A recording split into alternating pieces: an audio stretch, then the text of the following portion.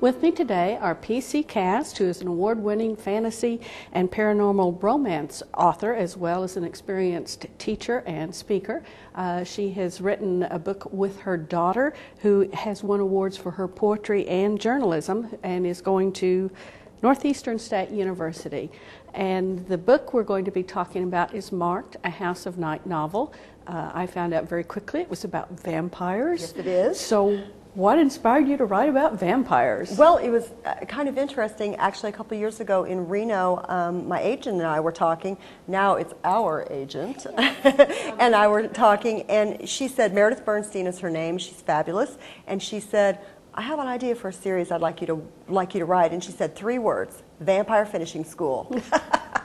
And I was like, what a great idea. And I instantly thought YA, because I've been reading a lot of YA at the time, and I thought it fit very well. So our agent was our inspiration. Well, great.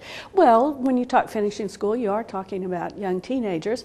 I thought it was kind of neat, though, that this particular finishing school was co-ed. Yes. So, and they're learning something more than how to write the perfect invitation. Makes it much more interesting. Yeah. Well, were you a big help to your mother when you were going through all these teenage conflicts, the cliques and the popular and the in and the out people? Of course, because what was I, like 17, 18, whenever we first started writing. So I was still there. I'm 21 now, so I have, thank goodness, surpassed that. But yeah, because she has a tendency to sound her age, middle-aged, disgruntled school teacher, and I would shake her out of it. Well, I was impressed with the teenage tone. Now, I'm not an expert on teenagers, but it did sound, Zoe sounded very much like a teenager, not like an adult trying to be a teenager. She was based on me. Oh, okay. So you're the one with the smart mouth. That is, yes. I got it from her. Oh, okay. So it's genetic. Exactly. It's a caste thing. I was just going to say you got it from your grandpa. Right. Well, the other thing that impressed me was the way you created a vampire world. I think everybody who writes about vampires has to come up with their own interpretation of exactly what is a vampire and are they really scared off by garlic. So did the two of you sit down and sort of create the world? Well, for this one, we talked about it, but we mostly, speaking of Grandpa, my dad, Grandpa, is a biologist. A retired school teacher now, but he was a biologist forever. And we sat down with him because we wanted a unique take on the vampire mythos. And so our vampires are all biologically based. There is an element, there's an element of magic, but what happens to them is a biological change that takes them 4 years to go through, and some either change into vampires or, well, they die. Yeah. They can, walk outside and eat normal stuff without being like, oh, I'm melting. Right.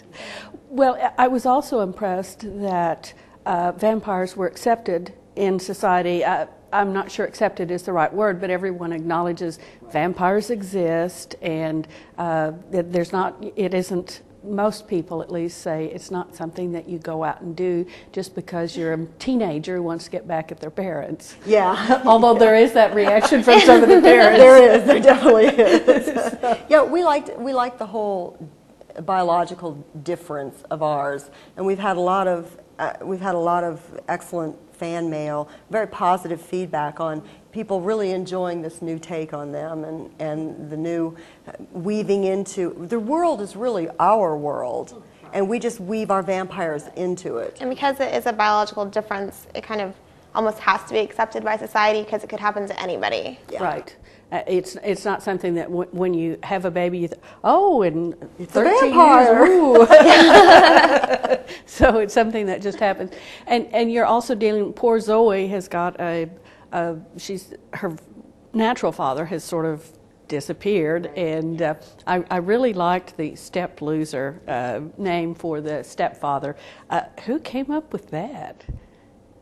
Was that... We kind of did it together. I think we kind of did it together. It was like a joke at first, and then it just ended up being in there because it was funny. Mm-hmm. And so many teenagers can relate to it because most teenagers have a stepmother or stepfather who they don't like because they're teenagers and they don't like their parents, and it makes it worse they're not really their parents. Right. Only it turned out this time there was a real reason to dislike this guy. We don't like him. No. No. Well, I'm not sure very many people would. He just wasn't a nice guy. But Grandma Redbird was. Now, is she modeled after somebody? I think about Grandma. I think about my stepmom when I write her. But we just kind of, a lot of our characters are based very much on real people like Heath and Kayla. And well, Damien. Yeah. Damien's a real person, a real And kid. Aaron is an actual person. Yeah. But this is more of a mixture of a lot of positive matriarchal characteristics in one woman. Well, it does seem to lean that way. I mean, the vampires worship a goddess, and the head of that is a high priestess rather than a high priest. And it was very nice to see teenage boys sort of going along with that. I don't think they had much choice, but it was still kind of nice. They really don't. Yeah, not in our books. They don't. To see them doing that. And there was that nice conflict with Aphrodite. Goodness, was she modeled after Aphrodite the goddess, or was it more personal? Actually, Aphrodite her character doesn't stay the same in all the books. Aphrodite scarily kind of reminds me of me sometimes, but I'm not that bad. Okay. Good. You don't see, in the first book, you don't see all of Aphrodite's character. She evolves, much like Cordelia evolved in the Buffy mythos. Mm-hmm. Yeah. Okay. Well, I'm relieved. Good. You were going to get scared for a second, so you crossed. Well, I was relieving a little bit of my high school years, which I think for most teenagers are not very pleasant. That is true. And I think that going with the vampire being outcast, being not part of the group, is an experience a lot of teenagers have. So I think this was a very nice way to, I guess, do a coming of age, and really you'll survive, you'll get through it, and one day you'll be an adult, and it won't matter so much. So I enjoyed it, and I do have to say that I was very impressed with the first sentence. I know people are always saying that first sentence has to be a killer, and about one time out of 10 books, it is a killer. This one was a good one. Thank you. I thought about that first sentence before I even started the whole book. That first sentence came just like that, and loved it from the very beginning. Well, I opened it up and I thought, oh wow, here we go. And why it really does have to grab you, because kids and teenagers have very short attention spans. So if that's how I open a book. If the first couple of sentences I'm not interested, I'll put it down. Mm-hmm. I have to say, many adults are that way too. You can't it's not just teenagers. Well, I want to thank you both very much for being with me today. Thank you so much for having us. Thank you.